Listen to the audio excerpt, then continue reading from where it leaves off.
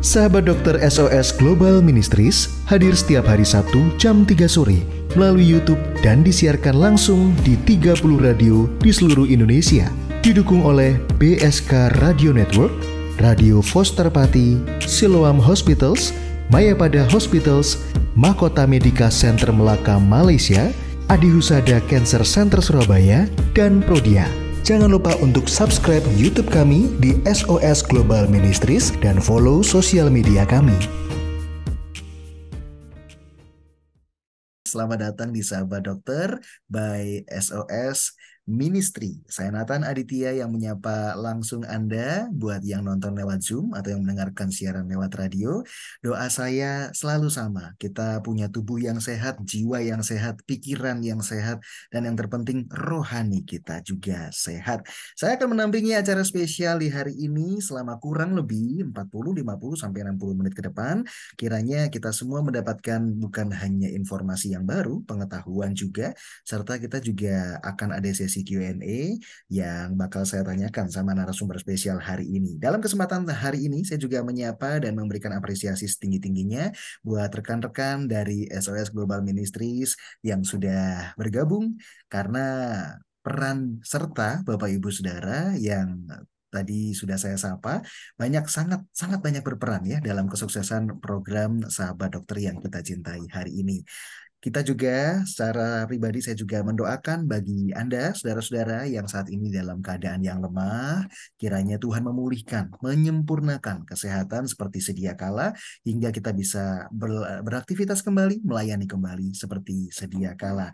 Mengucapkan selamat datang juga buat Anda yang baru bergabung dalam acara Sahabat Dokter hari ini. Semoga Anda mendapatkan informasi yang baru serta pengetahuan untuk kita boleh tetap aware akan kesehatan dan menjaga kesehatan kita lebih lagi ya.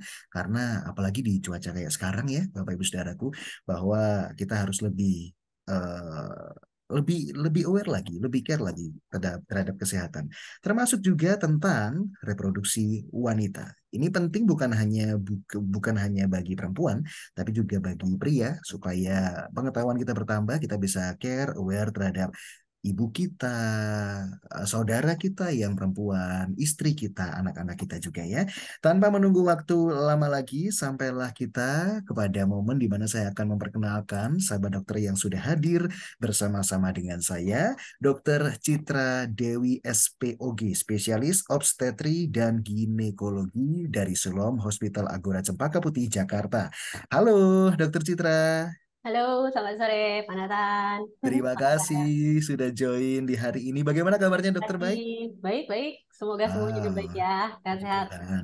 Terima kasih sekali lagi. Hari ini kita akan membahas sesuatu yang penting ya, Dokter Citra Hmm, ya. betul, pastinya. Tapi benar nggak dok, yang tadi saya bilang ya, bahwa kalau kita hari ini kita membicarakan tentang kesehatan reproduksi wanita, tidak hanya untuk Betul. kaum Tidak hanya perempuan untuk saja, wanita. iya Betul. kan? Kadang-kadang suami-suami juga perlu gitu loh, supaya Nah, supaya lebih care sama pasangannya gitu ya kadang-kadang dok bisa ya. bantu ngingetin juga.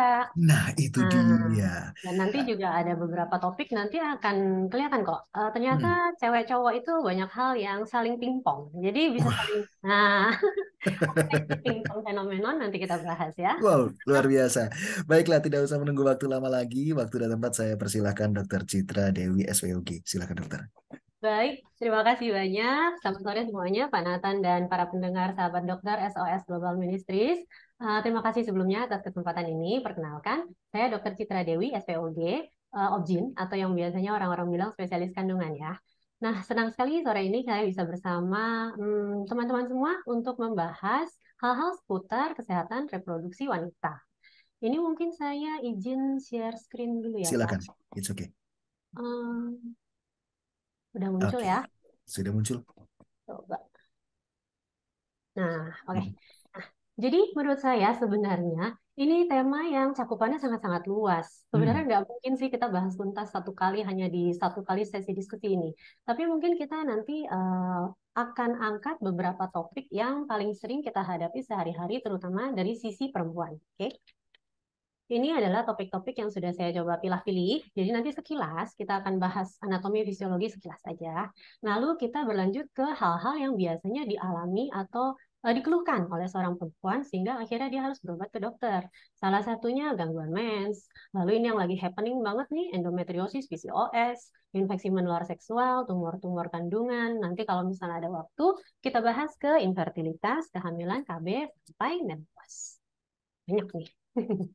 Nah, per definisi, apa sih kesehatan reproduksi? Kenapa saya bilang cakupannya luas? Karena ini sebenarnya seorang perempuan dianggap sehat secara reproduksi jika dia sehat fisik, mental, dan sosial. Jadi tidak hanya sebatas tidak ada penyakitnya, tidak ada cacatnya secara organ, tapi fungsi organ itu walaupun tidak cacat gimana? Bagus nggak? Reproduksinya berhasil nggak? Dan dia dapat beraktivitas dengan baik nggak? Dengan adekuat ya, sehari-hari di masyarakat. Nah, ini pengenalan awal pembuka. Sistem reproduksi wanita kita bagi dua, yang terlihat dari luar, eksternal, yang tidak terlihat internal. Eksternal fungsinya sebenarnya, karena ini sistem reproduksi, dia sebagai tempat masuknya sperma ke dalam tubuh wanita.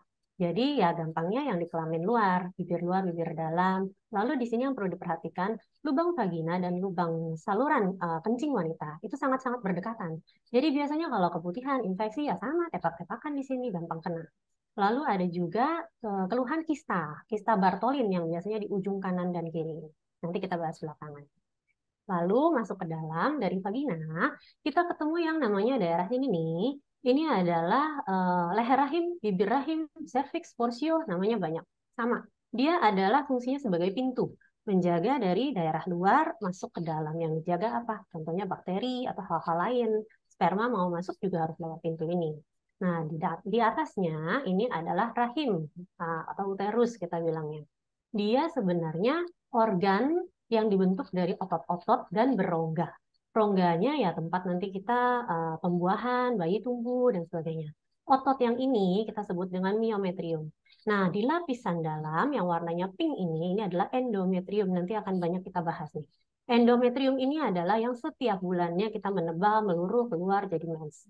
Lalu fungsi dari organ yang interna apa sih? Sebagai tempat untuk pembuahan. Dimulai dari sel telur, ovarium. Jadi sel telur itu di dua kanan kiri. Dia menghasilkan telur setiap bulannya, masuk melalui saluran telur kanan kiri ke sini. Biasanya sperma naik dari sini ketemu telur di saluran telur, baru jalan plung plung plung plung ke sini nemplok, dan kalau berhasil dia akan tumbuh menjadi kehamilan. Seorang perempuan akan dibilang memasuki periode reproduksi sebatas sejak dari dia mengalami pubertas, biasanya 9 sampai 12 tahun. Sampai kapan? Sebenarnya sampai menopause. Tapi selama perjalanan ini, ya telur-telur akan habis, terbuang setiap bulannya, maka kemampuan reproduksi seorang perempuan pasti akan semakin berkurang. Nah, semua proses tadi kan sebenarnya tujuannya untuk hamil. Kalau nggak berhasil hamil, terus gimana? Udah, si telur yang jomblo ini, dia akan jalan nih, plung, plung, plung, plung, plung, plung, ke sini, ke rahim, dan keluar. Akan keluar bersama dengan darah-darah menstruasi. Nah, siklus tadi kita kenal dengan siklus menstruasi, diatur setiap bulannya dengan berbagai hormon yang ada di tubuh kita. Nanti akan kita bahas di slide selanjutnya. Begitu ada imbalance di sini, pasti akan ada gangguan menstruasi. Gampangnya, kalau seorang perempuan mensnya tidak lancar, tidak normal, tidak teratur, pasti dia sebenarnya tidak berovulasi. Ovulasi artinya tidak bertelur. Jadi sebenarnya kita bertelur nih perempuan. Kalau tidak ada telur, ya spermanya datang pun nggak ada gunanya. Apa yang mau dibuahi dan tidak akan hamil. Gampangnya begitu. Nah ini contoh gambar ya. Ini foto serviks atau bibir rahim yang cantik, bagus, ting-ting gitu. Ini hormon yang tadi saya bilang berpengaruh dari otak bagian tengah, ada yang namanya hipotalamus menghasilkan ini bla bla bla banyak ya, GnRH, LH, FSH, turun lagi ke pituitari, lalu dia akan mempengaruhi terutama indung telur dan rahim. Jadi untuk terdapatnya suatu siklus menstruasi yang normal, indung telur dan rahim harus bekerja sama secara kompak. Sampai nanti setiap bulannya ada satu saja sel telur yang pecah. Entah dari sisi kiri atau kanan, nanti akan masuk ke dalam dan menunggu datangnya si sperma untuk dibuahi. Ini yang tadi saya bilang. Kenapa saya bilang harus kompak? Karena memang dua-duanya itu harus berjalan seirama. Hormon-hormon yang dari otak tadi akan ke indung telur, akan ke rahim. Sel telur akan kita pantau, endometrium yang di dalam, yang lapisan dalam tadi akan kita pantau. Jadi kalau kita promil, kita tidak hanya ngutak-ngatik telur, diukur ukurannya udah bagus belum, udah pecah belum, lalu terbentuk nggak. Tapi endometrium juga harus, jangan sampai ada radang, ketebalannya juga harus sesuai. Dia pertumbuhan pembuluh darahnya gimana, bagus nggak? Soalnya kalau telurnya bagus, terbentuk spermanya datang. Tapi kalau endometrium atau lingkungannya tidak bagus, si zigot hasil pembuahan itu juga tidak akan nempel di situ. Akhirnya juga akan keluar keguguran awal. Nah, ini patokan secara teori, siklus menstruasi adalah 28 hari. Kapan sih dibilang mulainya? Hari pertama mens adalah hari pertama siklus menstruasi. Jadi, ovulasi gampangnya kita bagi dua di hari ke-14. Tapi ini hanya berlaku di siklus yang normal, yang 28 hari. Lalu, ini kalau dibagi dua, berarti kan ada pertengahan kiri, pertengahan kanan. Yang selalu sama di setiap perempuan adalah setelah ovulasi atau fase sekretori ini. Ini pasti 14 hari. Yang depan ini yang beda-beda. Makanya ada orang yang kok bulan ini saya maju mundur ya, mensnya gimana? Karena perubahan di sini. Tiap orang beda. Dipengaruhi apa? Gaya hidup, stres, capek, pola makan, hormonal di dalam tubuh, mungkin pakai KB juga atau penyakit-penyakit lain. Nah, jadi normal period tuh apa sih? Mens yang normal tuh kalau gimana? Tadi kan udah dibilang 28 hari, itu yang siklus normal sesuai teori ya. Tapi kalau kita mau gampang, biasanya saya ngomong ke pasien, plus minus 7. Jadi kalau siklus kita datang atau mens kita berulang setiap 21 sampai 35 itu nggak apa-apa. Contohnya, Januari saya mens tanggal 10, Februari saya tanggal 3, kan 10 min 7, 3, masih nggak apa-apa. Tanggal 17 saya mens, masih plus 7, masih nggak apa-apa. Kasarnya ya. Kecuali nanti setiap bulan sangat-sangat mulai jauh atau beda-beda atau bingung, ya udah mendingan kontrol. Ini sebenarnya siklus saya teratur nggak sih? Gitu. Lalu lama mensnya paling lama biasanya 7 hari 2 sampai 7. Dan tidak boleh juga selama 7 hari itu banyak terus-terusan atau ganti pembalut 4 jam sekali pembalutnya penuh, ya itu nggak normal. Jadi tidak boleh ada clotting atau darah beku yang terlalu besar. Warnanya dia istilahnya cranberry red, tapi ya istilahnya merah segar lah. Jangan sampai yang terlalu gelap tua. Nanti akan dibahas bedanya apa. Lalu jumlah, kalau dari teori 50 cc, tapi kan nggak mungkin kita hitungin ya. Iseng banget. Nah, ini ada cramping, kadang-kadang memang bisa juga bloating atau payudara terasa penuh, sakit kepala sedikit. Selama gejalanya mild, itu nggak apa-apa. Nah, ini kenapa kita penting harus mengetahui siklus kita, mulainya kapan, tengah-tengahnya kapan, karena kita mau ngitung ini. Kapan sih saya ovulasi? Kalau tadi siklusnya 28 dibagi 2 kan 14. Maaf. Nah, tengah-tengahnya plus minus 3 hari dari masa ovulasi itu adalah masa subur. Rentangnya seperti ini. Kalau mau ngitung gimana dok? Sebenarnya tadi kan udah dibilang, pertengahan kedua yang selalu tetapkan. Jadi kalau mau ngitung, mens berikutnya kapan sih? Kurangin 14 hari plus minus 3. Ya, saya tahu dari mana dong dok nanti bulan depan saya mensnya tanggal berapa? Emang hanya bisa kira-kira. Tapi kalau sekarang gampang, buka aja App Store, buka aja Play Store, udah banyak banget aplikasi flow, siklus menstrual, masukin aja tanggal mens kita. Nanti pasti juga udah dihitungin sama aplikasinya, tapi itu hanya berlaku kalau termasuk teratur ya. Patokannya balik lagi. Selama siklus kita masih antara 21-35 itu akan bagus. Jadi ya berhubungan terutama di masa ovulasi aja, nggak usah sampai dikejar di sini-sini. Bahkan ada orang yang bilang, oh saya berhubungan selalu setelah mens. Ya, selamat Anda salah. Itu adalah justru saat-saat yang paling tidak subur. Gitu. Jadi banyak mitos-mitos nih yang harus diluruskan. Lalu pernah nggak perhatiin darah kita warnanya kayak apa? Yang normal ini, yang tengah-tengah ya. Bright red, dark red, a bit nggak apa-apa. Tapi kalau udah mulai kayak gelap, coklat tua, di awal-awal dan akhir mens nggak apa-apa. Tapi kalau terus-terusan kayak gitu, flek-flek ya nggak benar. Kalau agak kekuningan, takutnya infeksi. Terlalu muda, apakah ada tanda-tanda anemia? Lalu clotting, nggak boleh clotting sebenarnya. Clotting sedikit deh minimal boleh. Atau udah gumpal-gumpal besar sampai ada jaringan-jaringan, wah jangan-jangan keguguran nggak ketahuan hamil gitu. Terus kalau terlalu tipis, encer maksudnya ya, bisa juga ada gangguan pembekuan darah loh. Harus diperhatikan. Nah, jadi setelah tahu yang normal, kita bahas yang tidak normal. Mens tidak normal kalau gangguannya dua biasanya. Ini di pola perdarahan dan nyeri. Pola perdarahan terlalu banyak nggak boleh, nggak mens nggak boleh, polanya tidak teratur nggak boleh. Nyeri, dysmenorrhea, sama PMS ini yang paling sering kita temukan. Kalau PMDD ini biasanya udah spektrum yang berat daripada dua ini. Jadi sudah menimbulkan gangguan depresi, ansietas, gangguan cemas, mood disordernya sangat-sangat swing, mungkin bisa sampai ke psikologi dan psikiater.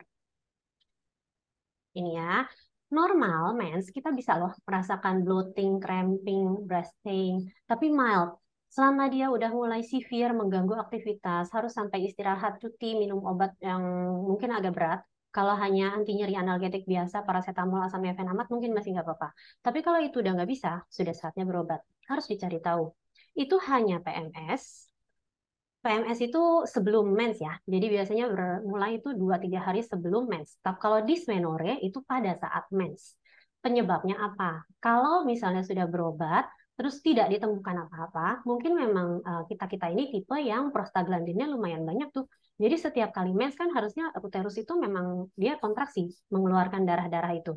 Nah, karena prostaglandinnya terlalu banyak, terlalu kuat, kontraksinya emang berat. Jadi kita bisa merasa lebih nyeri. Kalau yang primary masih nggak apa-apa. Tapi kalau secondary biasanya ketemu ada penyakit. Bisa endometriosis, bisa miom, bisa macam-macam, infeksi juga bisa. Nah, kalau ada ini harus kontrol dan terapinya sesuai dengan penyebabnya apa, beda-beda lagi. Yang demen yoga boleh dicoba. Lalu setelah kita bahas yang masalah nyeri-nyeri, sekarang kita bahas yang masalah pola perdarahan tidak normal. Ini jadi cewek nggak enak ya. Kebanyakan darah salah, nggak berdarah salah, berdarah dikit-dikit terus-terusan salah juga. Nah, penyebabnya apa sih? Abnormal uterine bleeding. Secara medis kita bagi dua. Ini akan ada satu istilah yang nanti saya sering bahas nih, struktural. Kelainan struktural artinya apa? Jadi kalau kita periksa nih ke dokter, secara anatomis ada bentukan atau ada hal-hal yang seharusnya tidak ada di situ atau bentukan yang tidak sesuai dengan seharusnya. Itu adalah kelainan struktural. Jadi yang kita bikin mnemonik di sini, struktural itu singkatannya PALM. Bisa ada polip, adenomiosis, leomioma atau nama kerennya miom aja, sama malignancy. Malignancy itu termasuk cancer, termasuk tumor-tumor yang lain ya, hiperplasia. Nah, semua ini kan seharusnya tidak ada. Jadi kalau diperiksa, diketemukan ini, berarti penyebab kita berdarahnya itu karena kelainan struktural. Tapi kalau diperiksa nggak ada ini semua, masih harus cari tahu, jangan-jangan ada kelainan atau penyebab non-struktural. Singkatannya KOIN. Koagulopati, masalah di pembekuan darah, atau memang masalah hormonalnya yang nggak seimbang sampai si indung telurnya nggak bisa berfungsi secara benar, ada radang, lalu ada KB-KB juga, pengaruh-pengaruh implan atau pil atau IUD. Kadang-kadang bisa sih, beberapa kasus bisa bikin pola perdarahan. Tapi belum tentu harus di stop saat itu juga. Lebih baik konsultasi dulu, terus dilihat bagaimana cara baik untuk mengatasinya. Nah, ini trending topik yang sekarang banyak dibahas, baik di IG, medsos, dan sebagainya ya. Apa sih endometriosis? Dia sebenarnya, balik lagi, ingat nggak tadi kita bahas endometrium yang harusnya ada di bagian dalam rahim? Nah, entah kenapa si endometriumnya nakal, dia pergi ke tempat lain. Dia tumbuh, ikutan tumbuh, tapi bukan di dalam rahim. Contohnya, bisa di dinding-dinding rahim nih, atas-atas ini, belakang, atau di saluran telur, di indung telurnya, serviks, atau di vagina. Jadi, setiap bulan kan sebenarnya kita mens. Dia ikutan mens, tapi nggak di dalam rongga rahim. Kebayang nggak darahnya jadi ngapain? Dia numpuk-numpuk di situ dong. Akhirnya bikin radang, bikin inflamasi, bikin nyeri. Nah, itu kenapa nyeri dan bikin perlekatan. Ini masih agak sopan nih, nempel-nempelnya masih deket-deket situ. Yang mulai nggak sopan, kalau dia nempelnya mulai ke depan, ke belakang. Nempel juga di kandung kemih dan di usus. Jadi makanya gejala endometriosis paling utama adalah nyeri. Nyerinya, nyeri pada saat mens, dysmenorrhea. Nyeri pada saat mens ikutan ada nyeri tipis, karena kan nempel kan, dysuria. Terus pada saat mens, deket-deket mens, saya kalau BAB pasti nyeri, dyschezia. Atau berhubungan nyeri, dyspareunia. Gitu. Terus ada lagi yang lebih nyeleneh. Dia nempelnya di mana? Di paru-paru, di otak, bahkan di kulit. Jadi pernah kita dapat pasien setiap mens, dia harus ke rumah sakit, karena paru-parunya kerendam darah, sampai harus sedot darahnya, dioperasi, perawatan intensif, seperti itu. Ya, kasus ekstrim ada. Dan 1 dari 10 perempuan itu dikatakan pasti akan mengalami endometriosis selama masa reproduksinya. Keluhannya yang tadi itu, dan selain nyeri, keluhan paling besarnya karena dia mengganggu, dia menyebabkan infertilitas. Kenapa? Kan tadi udah bilang nempel, nempel, nempel kan. Jadi kadang-kadang saluran telurnya udah gak bagus, pembuahan prosesnya tidak bisa terjadi karena saluran telurnya misalkan udah sempit atau radang, dan di indung telurnya sendiri kalau timbul endometriosis bisa jadi kista kan. Nah, jadi fungsi ovarium atau indung telurnya sendiri terganggu. Gimana mau dia bikin telur? Terus bisa gangguan mens dan sebagainya. Nah, ini ya contohnya. Tapi sekarang kita tidak terlalu sistem black. Jadi intinya belum tentu sih setiap kali kita USG ketemu ada kista, kita pasti langsung operasi. Kita sekarang lebih ngelihatnya secara holistik. Apa masalah pasien sih? Karena endometriosis itu tidak berhubungan dengan ukuran. Dia kistanya bisa 10-15 cm, nggak nyeri, datang hanya karena ya saya nggak hamil-hamil dok, kenapa sih? Tiba-tiba ketemu kista besar. Atau nggak ada kista, hanya plak-plak saja di rahim, dinding-dinding rahim, hitam-hitam gitu ya, kalau kita operasi kelihatan. Keluhannya nyeri sekali, setiap kali mens benar-benar harus ke rumah sakit, disuntik obat dan sebagainya. Jadi balik lagi, keluhan pasien apa, itu yang kita treat. Bukan kita melihat di USG ada kista, lalu pasti semua pasien disuruh kita operasi, enggak juga. Nah, ini trending topik kedua, PCOS. PCOS singkatannya Polycystic Ovarian Syndrome. Kita bahas PCO-nya dulu deh. PCO itu sendiri adalah kan Polycystic Ovarian Syndrome. Jadi ada kista banyak di indung telur dan dia menyebabkan gangguan hormonal karena harusnya yang tadi dibilang setiap bulan kan keluar satu sel telur dong. Ini ada gangguan hormonal yang membuat semua sel-sel telurnya itu kayak saingan mau gede, tapi nggak ada yang berhasil. Akhirnya cairan-cairannya banyak, sel-sel telurnya kecil-kecil, hormon yang numpuk di sini masalahnya dia lebih sifatnya kayak cowok, bukan hormon cewek. Makanya dia bikin sindrom. Jadi kalau hanya PCO itu adalah gambaran di USG. Ada kista-kista banyak di ovarium. Begitu dia jadi PCOS, sindrom, kita sudah ada gangguan. Sindromnya apa sih? Mensnya jadi nggak teratur. Karena tadi, siklusnya nggak teratur, nggak ada terbentuk hormon, hormonnya sendiri aja imbalance kan, nggak bakal bisa teratur. Lalu ekses androgen, karena hormon yang numpuk di sini lebih kayak cowok. Akibatnya secara kriteria ya, gambarannya seperti ini. Nah, keluarlah keluhan-keluhan, suka akne, lalu mungkin ada rambut-rambut halus di tubuh, kumis-kumis tipis, atau bahkan sampai parah-parah juga bisa sampai ke sini-sini, di dada, di punggung, seperti itu. Untuk mendiagnosa, kita butuh ini kriteria klinis klasik, 2 dari 3 keluhan tadi. USG terlihat ini, gambaran mensnya tidak teratur, karena tidak teratur pasti nggak bertelur, makanya dibilang siklus anovulasi. Kalau bertelur ya siklus ovulasi. Gitu. Nah ini gejala-gejala hiperandrogeni. Lalu nggak mau kalah dia sama endometriosis, sama. 1 dari 10 wanita mengalami ini, 50% tidak terdiagnosa karena biasanya mereka nggak tahu, cuma taunya ya mensnya nggak teratur, nggak bisa punya anak, nggak apa-apa deh. Bisa juga loh, PCOS kan 2 dari 3 kriteria. Jadi mensnya teratur, tapi nggak hamil-hamil aja gitu. Nanti pas di USG ketemu deh, oh itu sel telurnya banyak-banyak, oh ibu PCOS ternyata. Mulai baru di treatment, seperti itu. Lalu tidak hanya mengganggu reproduksi, dia juga mengganggu metabolik.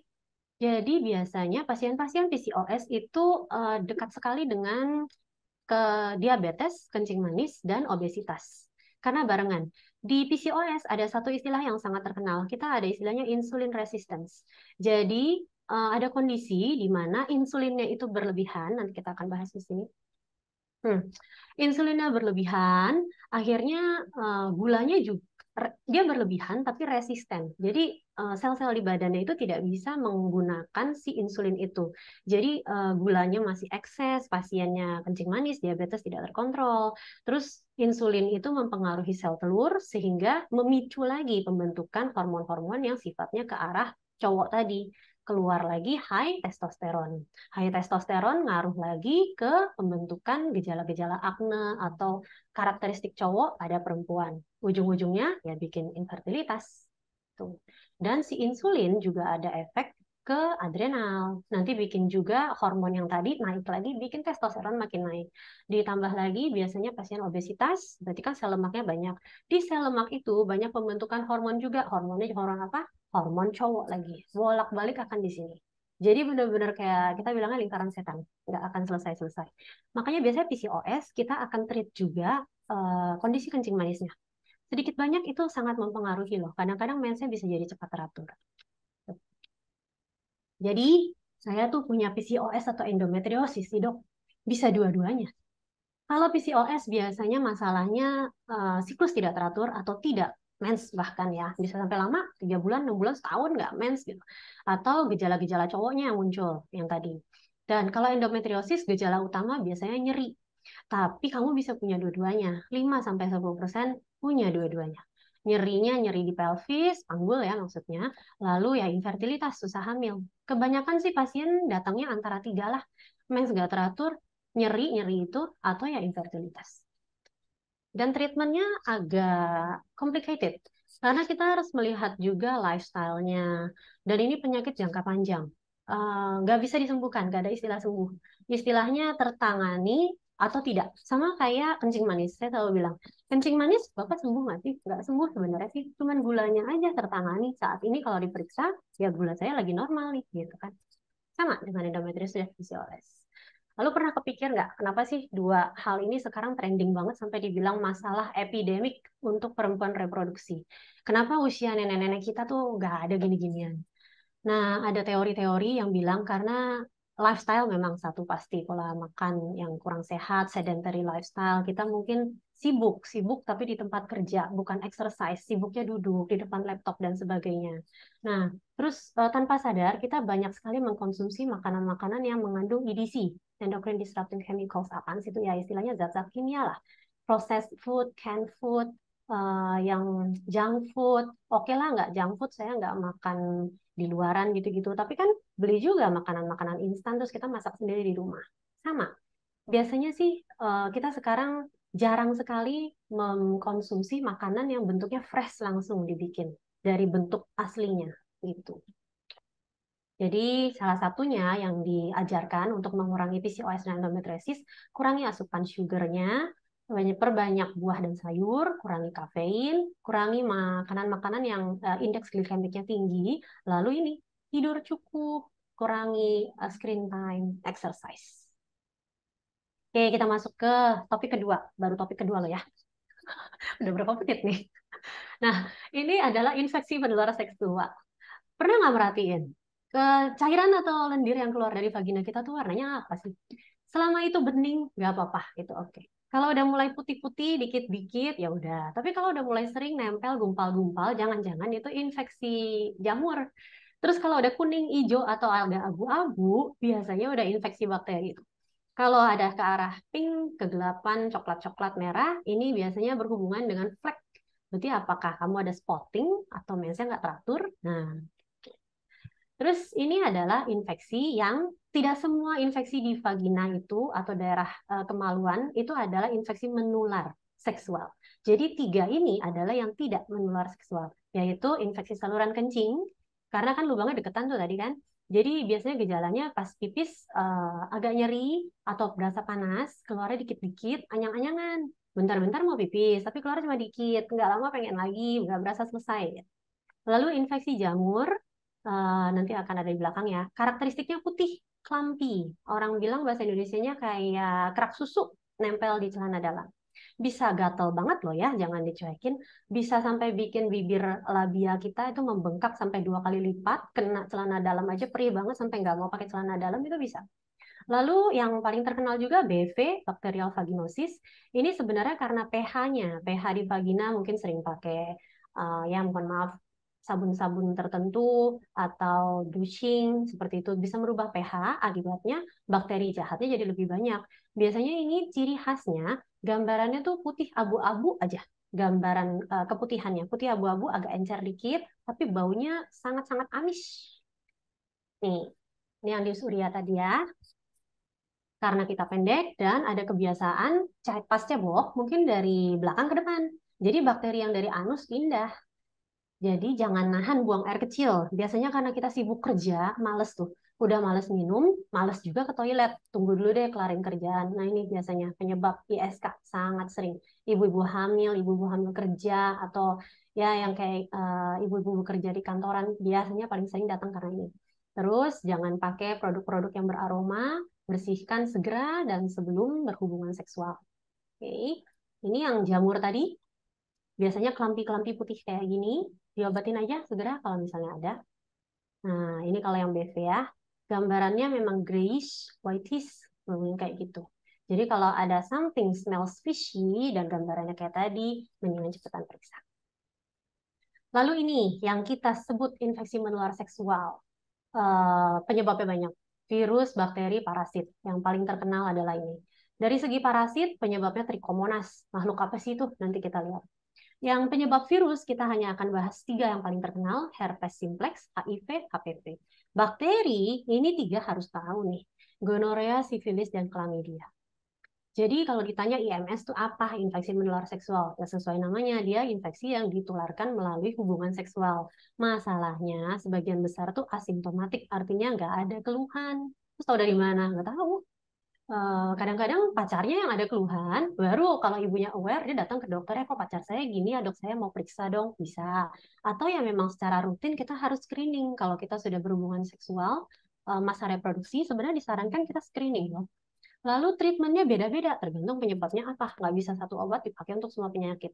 Preventionnya sebenarnya gampang. Pakai kondom. Pasti nggak akan tertular selama kondomnya intak ya. Kalau bocor ya beda cerita. Nah, ini yang tadi. Ini sekilas aja deh penyebab-penyebabnya. Nanti kita bahas satu-satu di belakang. Chlamydia. Gejalanya terutama biasanya di cowok. Jadi ada rasa gangguan pada saat pipis, burning sensation, panas, sakit, nyeri, terus bisa ada luka juga di penis. Kalau di perempuan, biasanya keluhannya sama sih, keputihan-keputihan aja nggak spesifik. Terus kalau dia mengganggu, masalahnya chlamydia ini kalau masuk, dia paling sering kan nggak ada keluhan di cewek. Di cowok sih mungkin ada. Jadi kadang-kadang kita nggak tahu, ada infeksi udah lama gitu. Pernah sih keputihan, nanti hilang sendiri juga. Nggak lama keputihan lagi, hilang sendiri. Jadi dicuekin, tapi dia akan naik ke atas dan lama-lama mengganggu ke rahimnya. Mulai ada perdarahan, spotting-spotting. Ujung-ujungnya yang ke sini nih, dia mengganggu fertilitas, bisa bikin infertil. Karena cairan dan infeksinya itu bisa sampai menyumbat ke saluran telur. Nah, pemeriksaannya sebenarnya gampang sih. Bisa tinggal di swab aja, keputihannya kita periksa. Bisa juga pakai kencing, bisa juga dari darah untuk lihat antibodinya. Ada nggak infeksinya? Tuh. Gonorea ini bakteri, bentuknya kayak gini. Diplococcus 2 biji, tung-tung. Penyebabnya sama di cowok juga. Kalau yang kita sering dengar mungkin kencing nanah. Nah ini penyebabnya gonorea. Bakterinya Neisseria gonorrhea. Di cowok dan di cewek biasanya keluhannya sama dari segi pipisnya dulu. Baru nanti lama-lama bisa ada keputihan. Terus gangguannya kembali lagi. Berobatnya udah begitu sampai infertil baru berobat. Ini yang tadi ya gambarannya. Jadi infeksinya naik ke atas, bikin clogging di sini. Ya, bakterinya naik sampai ke rahim, sampai ke sini, infeksi bisa sampai ke rongga rahim, rongga abdomen, rongga perut. Makanya dia bisa bikin infeksi tidak hanya di rahim, di saluran telur, bisa juga sampai ke pelvic, rongga panggul. Makanya bisa sampai ada kantong nanah di sini. Biasanya penyebabnya kalau nggak gonore, chlamydia. Dua ini temenan deh, temenan untuk bikin infertil. Dan satu lagi, dia menyebabkan kehamilan ektopik. Kenapa? Kan kesumbat tadi. Jadi ya sel telurnya nyangkut di sini, sel spermanya apes juga datang, kebentuk sih hamil. Tapi di sini salah tempatnya. Kalau kayak gitu gimana? Terpaksa harus operasi, harus dibuang karena nggak mungkin hamil itu tidak akan bisa berkembang di sini. Tempatnya cuma segini. Tuh. Lalu ini bakteri ketiga, sifilis. Dia bentuknya kayak spiral. Ini lebih nyeremin lagi. Dia ada berbagai stage ya, tahapan. Tahapan pertama biasanya hanya luka kecil, bisa di mulut, bisa di kemaluan. Masalahnya nggak nyeri, hanya ada luka kayak sariawan, nggak nyeri, cukup besar sih kadang-kadang agak keras gitu. Nah, terus bisa hilang sendiri. Pinter ya, hilang sendiri, nanti sekitar 1 sampai 3 minggu hilang, nggak lama 6 minggu atau 12 minggu mulai meriang, demam-demam, badannya mulai bintik-bintik merah kayak gini, banyak, sebadan. Nah, terus ada kelenjar getah beningnya besar atau ada keluhan-keluhan lain. Terus masih juga nih orangnya nggak berobat, ya udah hilang lagi. Pinter ya, hilang lagi. Orangnya nggak berobat lagi, ya udah. Lanjut lagi ke fase laten, nanti lanjut ke stage 3. Kalau udah sampai di sini udah gawat. Karena si bakterinya ini akan menyebar lewat darah, bisa ke otak, bisa ke jantung, ke paru-paru, ke liver, ke semuanya. Jadi dia bisa menyebabkan kematian pada 25% korbannya atau penderitanya jika tidak diobati. Padahal obatnya gampang banget, cuma tinggal dikasih penisilin, injeksi, udah. Dan jadi sebisa mungkin pokoknya aware dengan kondisi kita dan berobat secepatnya. Jangan sampai ini udah late banget sih. Ini biasanya sampai 10 sampai 30 tahun infeksi baru akan timbul di stage ini. Dan kita kadang-kadang masih dapat loh pasien yang stage ini gitu. Lalu ini untuk parasit penyebab keputihan, contohnya adalah trichomoniasis. Makhluknya adalah yang ini. Penyebab keputihan juga, keputihannya beda. Bisa sampai berbusa sekali, putih begini, atau bahkan kehijauan. Lalu servisnya jadi meradang sampai merah titik-titik. Ini juga menyebar secara seksual. Nah, untuk masalah herpes simplex kita bagi dua. Yang tipe 1 biasanya setengah badan atas, tipe 2 setengah badan bawah. Biasanya bentuk-bentuknya kayak gini, lesi-lesi vesikel. Nah, herpes ini bersama dengan HIV dan hepatitis bisa ditularkan sampai ke bayi. Jadi kalau misalnya ada infeksi yang kayak kayak gini-gini, curiga-curiga aja, lebih baik berobat segera. Lalu masih boleh kok pasien dengan herpes dan HIV itu hamil, itu boleh asal jumlah virusnya itu tertekan, tidak terdeteksi, atau gejalanya kita yakin aman dan tidak dalam kondisi infeksius atau menularkan. Jadi tidak akan menularkan ke si bayinya. Begitu herpes masuk ke badan, dia sama HIV, nggak akan keluar lagi. Dia bersembunyi di ganglion saraf, kan tempatnya dua ya. Jadi yang satu sembunyi biasanya di ganglion yang dekat muka, kalau yang dua ya ganglion dekat kemaluan. Nanti tinggal tunggu aja, kita badannya lagi nggak fit, ada defek imun atau lagi sakit, kadang-kadang nanti dia keluar gejala-gejalanya. Ada rash atau ada blister-blister kecil-kecil. Rasa-rasanya biasanya cuma tingling-tingling atau burning di sekitar wajah dan sekitar kemaluan. Lalu ini yang terkenal juga HPV, Human Papillomavirus ya. Ada lebih dari 100 serotipe yang sudah berhasil kita temukan. Yang risiko rendah atau low risk, kita biasanya terkenalnya di tipe 6 dan 11 yang menyebabkan kutil kelamin, genital warts, atau kondiloma acuminata.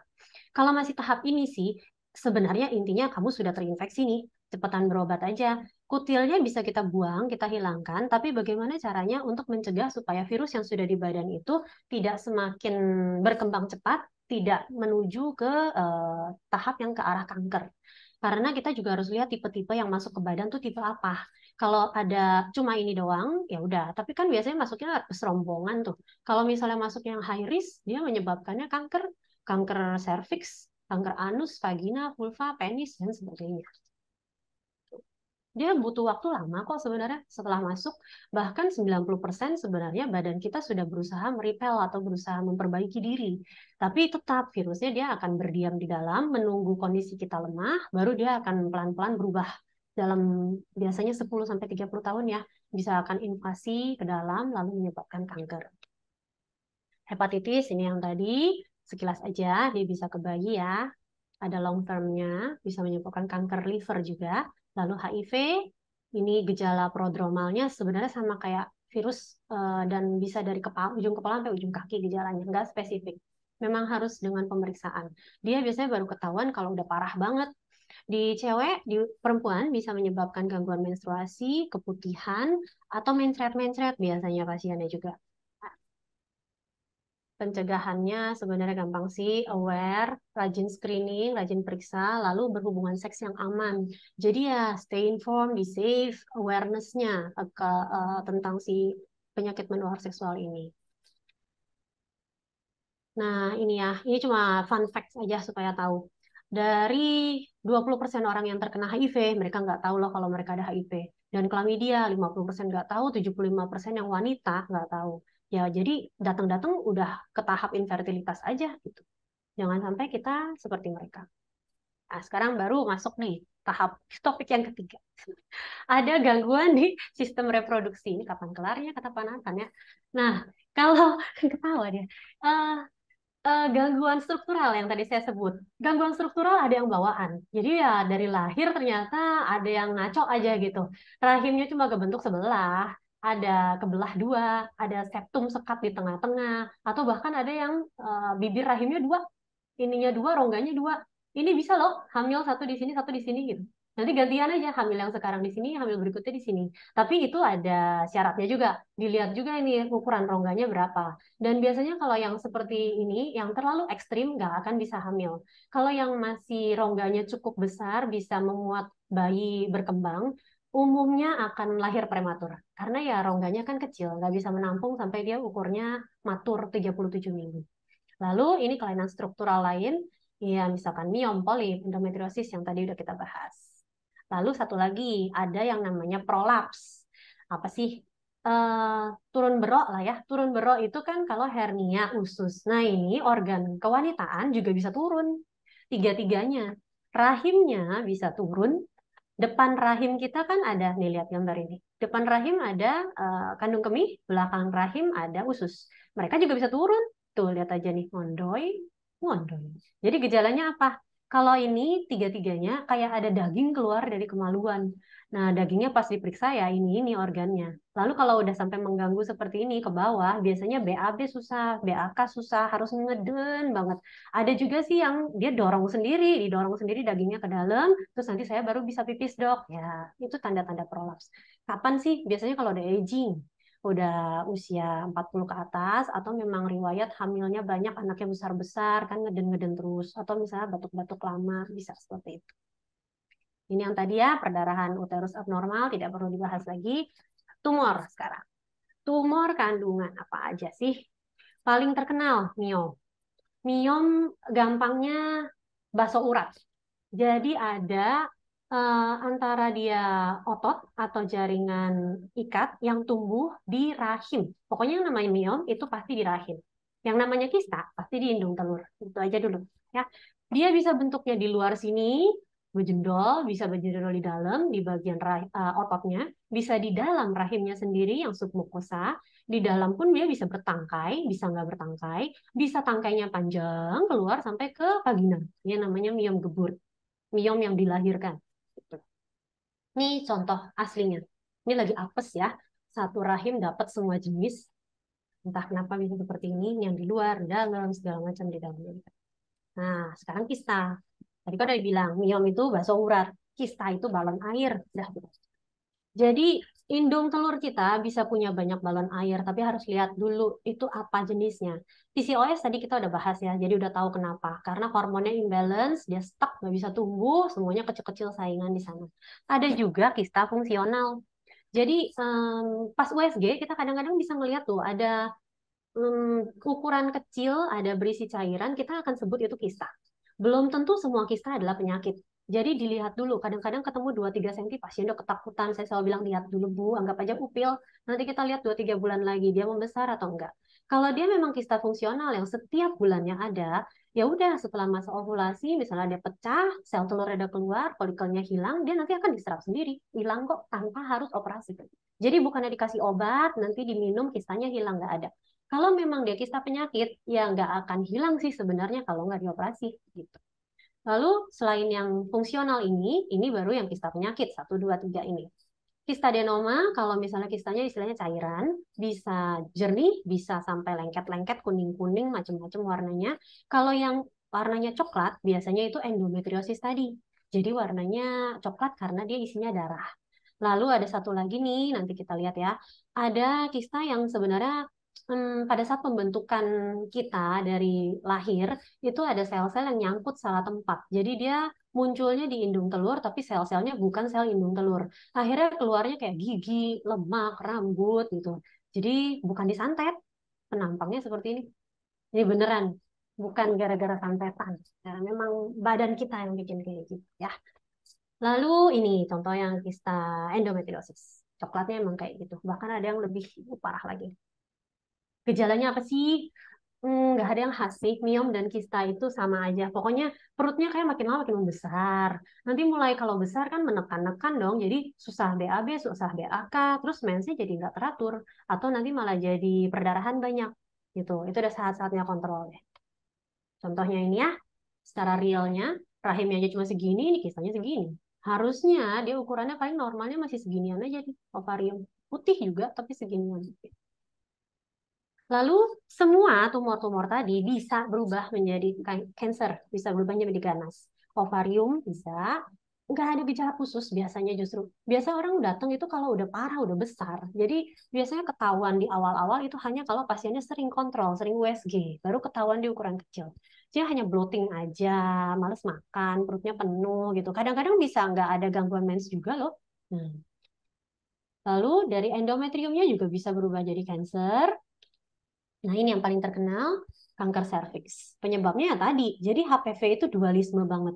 Dia bisa tumor jinak, yang si kutil, kondiloma, dia bisa tumor ganas. Dan nggak hanya di cewek, di cowok juga. Kanker penis, anus, vulva, ke kerongkongan juga, karena kan ada oral seks kan ya. Dan ini statistiknya menyeramkan. Setiap 2 menit di dunia, atau 1 jam di Indonesia nih, satu wanita meninggal karena kanker serviks. Separah itu penyebarannya, perjalanan penyakitnya sebenarnya panjang. Ini bisa makan 10 sampai 30 tahun nih. Jadi sebenarnya banyak waktu kita untuk memprevent. Prevent di awal adalah sebelum infeksinya masuk kita dengan vaksin. Kalau dia udah keburu masuk gimana? Ya udahlah screening. Rajin screening nggak apa-apa. Jangan sampai kita tangkap dia udah keburu cancer. Kita tangkap sebelum cancer. Pas dia udah berubah-berubah di sini nih. Kan virus masuk dia masih normal nih. Masih perlu waktu. Belum langsung tuh berubah. Nggak dia apa-apain. Tapi kalau dia udah mulai berubah, nah kita akan masuk treatment. Itulah pentingnya early detection, screening dini. Nanti akan kita bahas. Ini hanya gambaran staging ya. Dari cervix naik, naik, naik ke kanan kiri, bisa nyebar ke depan, ke belakang. Nih, vaksin, lalu pap test, pap smear, lalu nanti ada beberapa teknik operasinya. Infertilitas sekarang. Apa sih infertilitas?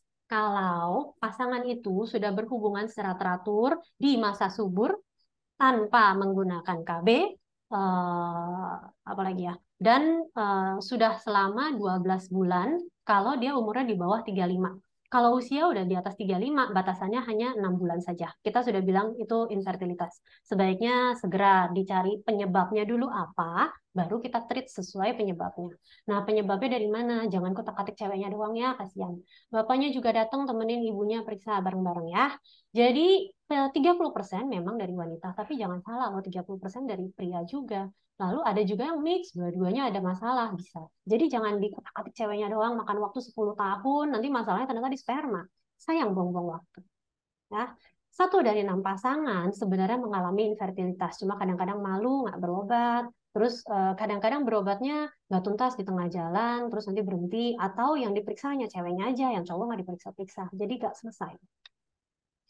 Penyebab dari segi wanita atau dari segi perempuan, misalnya salurannya tersumbat atau ada masalah di rahim, ada di sini misalkan tuh maksudnya ada radang keputihan infeksi ya. Kalau di sini maksudnya misalnya ada miom, endometriosis atau hal-hal lain. Terus gangguan ovulasi bisa PCOS, mensnya hormonalnya nggak teratur dan aging. Kalau memang usia semakin bertambah di atas 35 tahun kita akan bilang chance untuk berhasil hamilnya pasti berkurang. Untuk penyebab cowok, merokok, masalah bawaan dari testisnya sendiri, atau spermanya yang kurang bagus, atau misalnya dia pernah ada infeksi juga, bisa ada blockage ya. Jadi patokan kalau kita mau bilang spermanya bagus itu apa?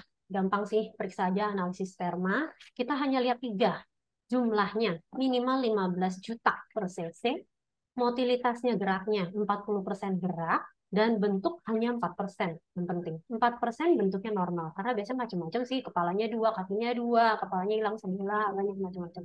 Gerak juga harus dilihat. Gerak itu gerak lurus maju ke depan. Dia gerak sih, gerak muter-muter di tempat yang nggak ngefek ya. Gitu. Jadi, gimana cara untuk mengimprove kesehatan perempuan? Period tracking, mulai dari sekarang, bukan hanya yang sudah menikah. Untuk perempuan-perempuan usia reproduksi belasan tahun, ajarin aja anak-anak adik-adik kita untuk mulai catat tanggal mensnya kapan sih, supaya tahu siklus saya normal nggak, itu dulu satu. Terus yang kedua, kalau udah tahu, kamu bisa ngitung loh, dan ngitung sendiri, kapan sih masa ovulasi saya, suburnya saya kapan. Jadi nggak usah dikejar sebulan berhubungan terus juga, bisa diutamakan di sini. Jadi di timing mungkin cuti atau misalkan cari waktu bareng sama suami, jangan stres-stres di hari-hari ini seperti itu. Lalu lihat pola perdarahan, lihat apakah ada keputihan, lendir-lendir yang keluar itu apa. Lalu STD yang tadi, jadi practice safe sex pakai kondom, atau yang minimal kamu yakin pasangan kamu bersih ya sudah tanpa kondom nggak apa-apa. Soalnya nih coba dilihat nih, hanya dengan 1 kali sexual act, kalau kita kena ke pasangan yang misalkan dia terinfeksi sifilis, 51-60% kita kena loh. Gonorrea 60-90%. HIV yang paling ditakutin justru enggak. Dia chance penyebarannya justru agak kecil. Tapi jangan karena ini terus malah jadi nggak apa-apa ya, aman gitu. jangan diambil segi negatif. Lalu, kalau berhasil hamil, jangan lupa kontrol teratur. Nah, terutama kalau saran saya sih 8 minggu pertama kontrol aja. Untuk tahu dulu, benar hamil nggak? Hamil di mana? Tempatnya benar nggak? Usia kandungannya, jumlah janinnya, baru nanti lanjut ke trimester 2, trimester 3, baru kita lihat deh berat bayinya gimana, kesejahteraannya gimana, berat perkembangannya, terus nanti air ketuban, lokasi ari-ari, baru screening-screening yang lain. Jenis kelamin itu bonus ya. Jadi bukannya USG untuk melihat jenis kelamin atau melihat muka. Nah, ini si Dede lucu kita. Nah, ini untuk KB. KB balik dulu. Tujuan KB apa? Apakah kalian pasangan yang sudah menikah tapi belum pengen punya anak? Istilahnya berarti belum hamil sebelumnya ya. Atau saya sudah hamil, saya ingin menjarangkan. Atau saya udahan, saya udah 3 anaknya. Atau udah bekas sesar 2 kali dan sebagainya. Jadi ada yang jangka pendek, ada jangka panjang. Yang di atas ini adalah contoh jangka panjang. Ada yang hormon, ada yang non-hormon. Biasanya kita lebih sarankan non-hormon karena lebih aman, nggak mengganggu siklus mens.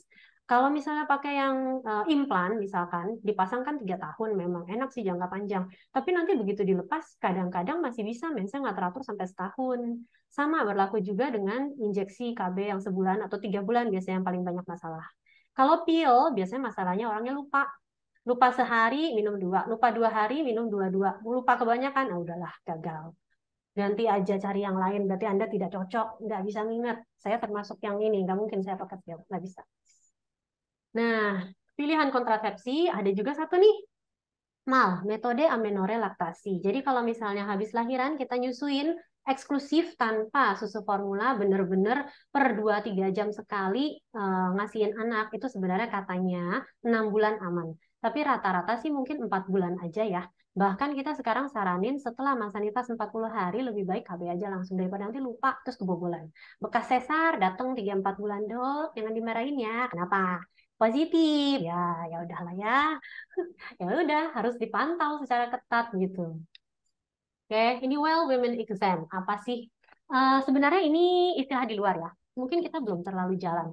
Ada screening preventif secara tahunan dari payudara maupun organ-organ panggul, organ pelvis. Termasuk di sini tuh sadari, periksa payudara sendiri. Pelvic exam itu kalau ke dokter, kita akan periksa termasuk keputihan, USG dan sebagainya. Lalu satu lagi pap smear. Disarankan untuk semua perempuan usia 21 tahun ke atas atau yang sudah sudah berhubungan seksual. Untuk ini sekilas aja karena saya mau ngebahas soal kanker nanti. Jadi prevalensi kanker di kita tahun 2020 di Indonesia ya, baik cewek maupun cowok, nomor satunya ternyata payudara loh, nomor duanya serviks. Nih untuk kedua jenis kelamin dan semua umur. Kanker payudara nomor 1, rahim nomor 2. Kanker hati aja di sini di atas. Ya, rahim itu maksudnya serviks. Lalu kanker payudara sebenarnya gampang deteknya, sadari aja. Bisa kita lakukan sendiri, posisi berdiri, tangan di atas, atau kacak pinggang, periksa, atau tiduran boleh. Dia untuk melihat adanya benjolan, ada tanda-tanda lain. Cairan keluar dari puting payudara juga nggak boleh ya. Terus benjolannya dilihat, misalnya pas siklus ini segini, siklus depan, oh tambah gede, oh ya periksa gitu. Kapan sih periksanya? Biasanya disarankan tepat setelah selesai mens, karena itu hormonnya lagi turun-turunnya, jadi gampang untuk megang. Jadi lakukanlah breast exam either tergantung. Nah ini cara-caranya nih. Eh, Arahnya bisa atas bawah, bisa berputar atau dari luar ke dalam. Ya, jadi ini berlaku untuk semua jenis payudara, baik yang kadang-kadang kan ada yang keras juga tuh, harus bisa mulai memilah nih, mami. Jadi mana bagian yang dari sekarang periksa sendiri, jadi tahu oh ini jaringan saya normalnya memang begini. Oh jadi nanti pas oh iya nih ada lampnya nih ada yang keras yang di sini gitu. Jadi don't let the cancer get the best of you, katanya gitu. Lalu ini cervical cancer, deteksinya paling bagus adalah dengan IVA dan pap smear. IVA itu gampang loh, di mana-mana bisa. Di puskesmas aja bisa. Kita hanya perlu memberikan asam asetat, itu nanti ya memang posisinya harus ngangkang sih diperiksa, masuk alat. Kita oleskan asam asetat di bibir porsio untuk dilihat ada perubahan nggak. Kalau berubah warnanya putih, berarti sel-selnya sudah ada yang berubah nih, takutnya udah lesi-lesi menuju ke kanker. Nah, pemeriksaannya kapan? Jangan lagi hamil, jangan lagi mens, dan dalam 24 jam tidak berhubungan. keluarnya kayak gini. Kalau ini masih normal nih, masih pink-pink merah nggak apa-apa. Nih putih, ini putihnya gede lagi. Ini biasanya udah ada masalah nih. Kalau ini sudah pasti ya, itu sudah cancer. Sudah harus dirujuk, dibiopsi, harus treatment khusus. Nah, pap smear dan HPV. Ini dua kita istilahnya co-testing. Bisa pap smear saja, bisa HPV saja. Kalau co-testing dua-duanya. Pap smear itu biasanya dari umur 21 tahun sampai 65, dilakukan reguler per 3 tahun. Tapi untuk kasus-kasus tertentu beda-beda. Nanti kita akan bahas lagi. Terus HPV untuk melihat jenis, tipe-tipe virus yang sudah masuk ke dalam tubuh kita. Terus cewek cowok sebenarnya cowok sih nggak mungkin di pap smear. Cuma maksudnya infeksi HPV itu 85% mengenai dua-duanya dan sebenarnya bisa kita prevent dengan vaksin. Vaksinnya juga berlaku untuk dua-duanya. Sekarang sudah ada banyak ya, ada yang bisa untuk mengcover 2 serotipe, 4 serotipe, bahkan 9 serotipe. Di vaksinnya kapan? Anak-anak pun sekarang mulai. Yang kalau masih usia 9-14 tahun, mereka hanya butuh 2 kali suntikan, 0 dan 6 bulan. Kalau udah 15 sampai 45, ini untuk vaksin ya, bukan pap smear. Itu di interval 0, 2, dan 6. Terakhir, menopause. Nah, semua perempuan pasti akan menopause. Kalau cowok enggak. Cowok nggak semuanya akan andropos. Mulainya kapan? Biasanya 45 sampai 55 di usia Indonesia biasanya 50 sampai 52 tahun. Lalu estrogen itu secara sendirinya dia akan turun drastis per usia 40 tahun. 4 dari 10 wanita keluhan paling parahnya adalah hot flash. Jadi mukanya panas, nggak enak, kadang-kadang vaginanya juga kering dan bisa berlangsung sampai 48 tahun. Berarti bisa misalnya dari 45 baru nanti menopause di 49 seperti itu. Ya, period mensnya mulai nggak teratur, hot flash, bergantian mood, jadi mood swing banget. Terus gangguan tidur biasanya juga, insomnia parah. Ini gambarannya. Jadi apa yang harus kita lakukan dong? Practice safe sex, pakai kondom, kecuali yang tadi saya bilang kalau pasangannya ya sudah akan namanya suami ya pastinya harusnya bagus dong ya, sama-sama aman, nggak apa-apa. Tapi kalau misalnya belum, sebenarnya tidak disarankan sih, tapi ya pokoknya sebisa mungkin pakai kondom lah, gitu aja deh, biar aman. Lalu periksa rutin ke dokter, kalau misalnya ada apa-apa langsung berobat, aware dengan kondisi kita, lalu ya ini, healthy lifestyle, istirahat cukup, communicate yang baik. Nah, 8 jam tidur, sebisa mungkin kita kembali ke pola ini, lalu harus ada breakfast, atau kalau misalnya sekarang lagi banyak nih istilahnya intermittent fasting, boleh pilih aja cara makan yang enak untuk kita masing-masing, tapi yang jelas harus sehat, sebisa mungkin mulai sekarang. Lalu exercise. Terakhir nih, ya cari waktu, time management, istirahat, meditate, traveling, exercise, positive thinking, keep calm, and boost happiness. Oke, sekian highlight dari saya yang kayaknya nggak cuma highlight, akhirnya kelar kata Pak Nathan. Semoga bermanfaat untuk semuanya. Terima kasih. Luar biasa. Dari penjelasan Dokter Citra Dewi yang saya tangkap ya, saya bingung mau tanya apa, kayaknya sudah dijawab semua gitu Oh, ya. bagus. Tapi terima kasih sekali lagi buat Dokter Citra. Ini Sama-sama, adalah terima satu kasih. hal yang baru ya. Tepat sekali kalau Anda mendengarkan siaran atau video kali ini bukan hanya untuk perempuan tapi untuk laki-laki, karena kita akan banyak punya tugas rumah gitu ya, akan banyak punya pekerjaan rumah yang harus kita bereskan, baik Anda yang sudah menikah maupun Anda yang masih belum menikah. Iya, Dari penjelasan Dokter Citra juga saya menyimpulkan bahwa punya anak itu anugerah banget ya dok ya. Ya betul. kan dok ya, aduh punya Hmm. anak itu anugerah banget gitu ya. Di saat tadi apa yang dijelaskan memang tentunya tidak bisa tidak boleh membuat kita cemas, khawatir gitu ya. Harusnya malah membuat kita semakin aware dan akan kesehatan seperti itu.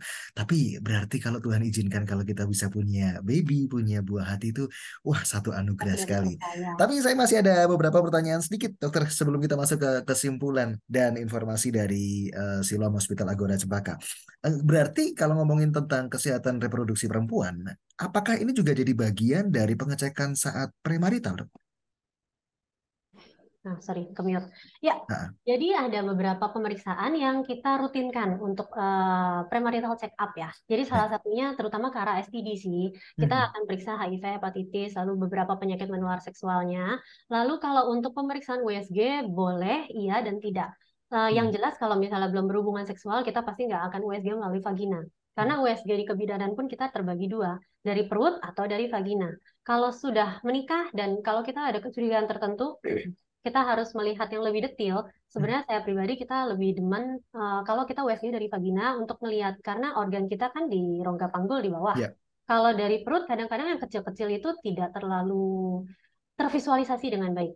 Hmm. Gitu. Hmm. Hmm. Hmm. Lalu untuk pemeriksaan lainnya biasanya mereka ke arah HB untuk melihat ada anemia atau tidak. Hmm. Terus yang lain sesuai kebutuhan sih. Misalnya pasiennya ada keluhan apa itu case by Ya. case orang per orang beda-beda.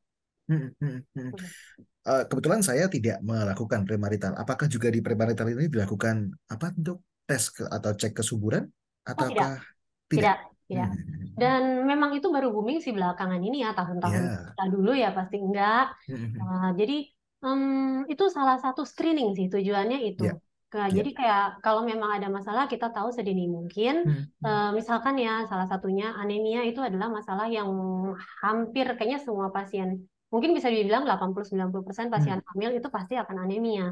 Jadi Ya. kalau memang kita tahu dari sebelum hamil dari awal-awal udah langsung perbaiki kondisi HB, terus oksigenasi ke jaringan baik, nanti pembentukan awal plasenta menempel itu sudah semuanya kondisinya bagus, pastinya kehamilan itu akan berjalan lebih baik daripada kondisi yang di awal-awalnya kita start dengan HB kurang, atau misalnya vitamin D-nya rendah, atau tensi atau masalah lain tidak terkontrol, seperti itu.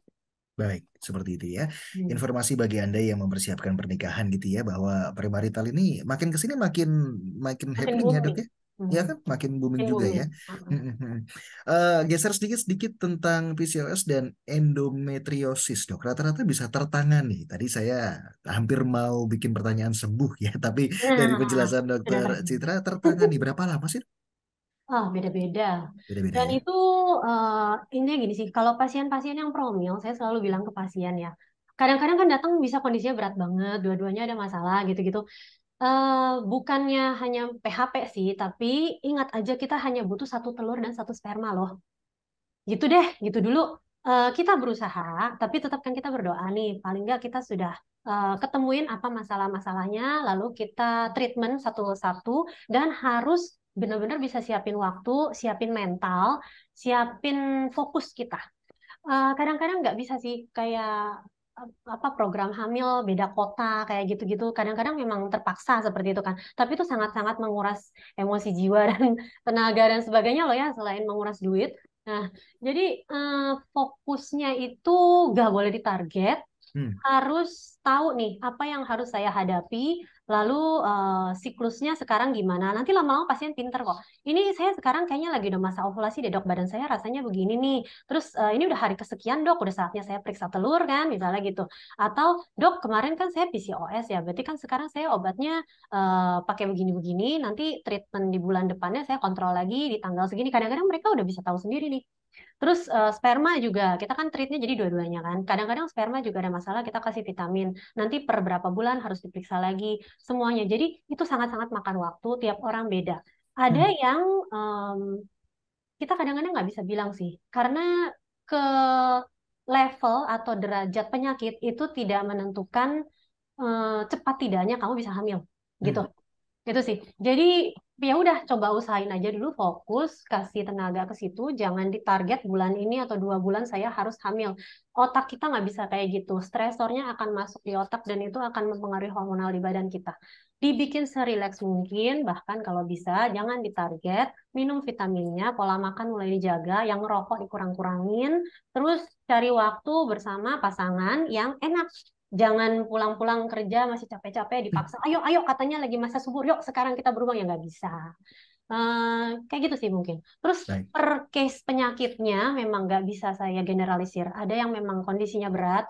Itu kan kadang-kadang perlu treatment, mungkin harus operasi dulu, baru kita bisa promil. Ada yang sebenarnya masalahnya simple, salah ngitung masa subur, atau cuma Hmm. mensnya nggak teratur, begitu diteraturin, bagus, 2-3 bulan bisa. Hmm. Jadi mungkin paling cepat dalam waktu 2-3 bulan, lamanya bisa lama. seperti itu ya. Gitu. Tergantung berarti kita punya kesadaran di awal untuk menyadari Mm-mm. bahwa kita perlu untuk care akan kesehatan reproduksi kita. Nah, itu akan lebih cepat juga ya, Dok ya, penanganannya ya. Baik, seperti itu ya.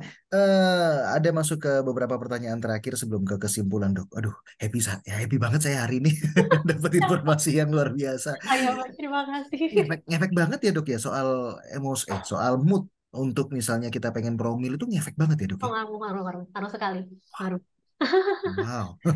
Bahkan katanya ya, maksudnya kalau kita lagi stres atau enggak happy, atau bahkan Hmm, kayak istilahnya, kan sperma masuknya ke ya. tempat kita dong, perempuan ya. Hmm, Kalau kita berhasil orgasme atau tidak orgasme, itu pun ngaruh. Kontraksi hmm, rahimnya bagaimana, ya. gerakan peristaltiknya bagaimana. Ya bahkan ya sampai sekecil-kecil itu pun ngaruh sih Hmm, sebenarnya. hmm, Jadi hmm. ya semua-muanya diusahakan seoptimal mungkin. Itu dia ya.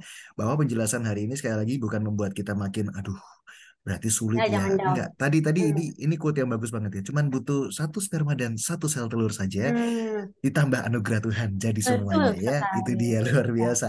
Prolaps, betul ya. Saya sebut Prolaps. istilahnya prolaps ya. Prolaps Prolaps. ini ada yang bilang sih dok ya. Nggak tahu. Ini saya juga mungkin dari orang-orang di sekitar saya terjadi karena kita juga atau perempuan membawa beban yang terlalu berat. Misalnya apa gitu ya, Bisa sih, tapi nggak mungkin galon hanya misalnya. bisa, tapi tidak mungkin hanya karena itu. Hmm, Maksudnya memang dari em, jaringan ikatnya, ligamennya itu pasti ada hmm, masalah juga. ya, Nggak mungkin juga kan kayak misalnya kita nih usia 20 hmm, 30-an, terus memang saya kerja di mana harus bawa-bawa hmm, ngangkut misalnya buruh atau apa. hmm, Jarang sih ya cewek sih mungkin nggak disuruh ngangkut. Tapi hmm, misalkan nggak hmm, mungkin juga tiba-tiba jadi prolaps karena ya, secara usia kita jaringan ikatnya masih kuat. hmm, Biasanya itu terjadi kalau sudah multifaktorial lah. Usia juga hmm, sudah naik, sudah ada proses aging, ligamennya udah nggak kuat, sudah mulai hmm, melentur, lalu dia sudah misalkan hamil 3 4 kali yang tadi saya bilang bayinya besar-besar. Jadi kan rahim itu kembang kempis berapa kali hmm, kan? Selama hmm, hamil itu dia bisa membesar sampai 500 kali lipat ukuran dia normal. Jadi ya ototnya sudah melemah, terus misalkan dia ada batuk-batuk lama, itu kan tekanan-tekanan semua ditambah tadi misalnya ngangkat-ngangkat hmm. berat. Nah, itu semuanya bisa memicu. Baik, seperti itu ya. Memang bukan pemicu utama, tapi mbok yau. Bahasa Hmm, Surabaya itu mbok yau ya. Jangan diangkat-angkat sama ya, perempuan gitu ya. Suamilah yang angkat gitu. Baik, luar biasa. Sebelum masuk ke kesimpulan dok, satu lagi. Karena saya baru mendapatkan satu kasus ini dari teman saya bahwa suami atau istrinya sempat dibilang sama dokternya ada kista. Kista atau apa seperti itu ya. Lalu hilang, lalu muncul lagi. Bisa terjadi seperti itu ya dok ya? bisa banget. Itu yang Oke. tadi saya bilang. Yang kemungkinan besar, mungkin ya, saya belum tahu Hmm. sih. Kemungkinan besar yang dialami itu adalah kista fungsional. Jadi yang Ya. tadi saya bilang, kalau tiap orang pasti ada preferensi masing-masing. Ada juga, saya tahu sejawat saya yang kalau misalnya ketemu kista 2 3 senti, udah mendingan gak usah ngomong. Daripada Hmm. diomongin, terus pasiennya pikirannya melebar kemana-mana, oh saya punya kista, depresi, bisa loh. Nanti habis itu nggak mau ke dokter sama sekali karena takut. Gitu. Nah, kalau kita beberapa ada yang ya sudah apa yang kita lihat kita akan beritahu ke pasien. Ya. Tujuannya bukan nakut-nakutin, supaya kamu tahu, kamu aware ada masalah ini. Next time kamu misalnya kontrol lagi, kamu bisa bilang, dok, waktu itu saya ada loh kista 2 senti di sebelah kiri, masih ada nggak ya? Hmm. Lebih bagus Ya. kan? Nah, Ya. kalau misalnya dia ukurannya masih di bawah 3 senti, biasanya kita akan bilang itu kista fungsional. Jadi balik lagi, setiap bulan kita bertelur. Untuk bertelur itu kan sel telurnya makin besar, makin besar, makin besar. Nah, USG kan hanya ngelihat cairan di dalam sel telur itu. Jadi yang tadi saya bilang, balon air, semua bentukan lingkaran atau lonjong yang seperti penampakan cairan, itu kita akan bilang kista. Hmm. Kita nggak bisa bilang itu kista penyakit atau enggak, kecuali kalau ukurannya ada 4 ke atas atau isinya ada warnanya gitu ya. Kita bilangnya gradasi, ada abu-abu, ada sekat, ada bagian padat. Nah, itu sih udah beda cerita lah. Itu sudah kista penyakit. Tapi kalau yang masih kecil-kecil, lucu-lucu aja, 2 3 Hmm. senti, ya paling kita kasih tahu nanti lihat aja Bu, 2 3 bulan kalau mau datang lagi.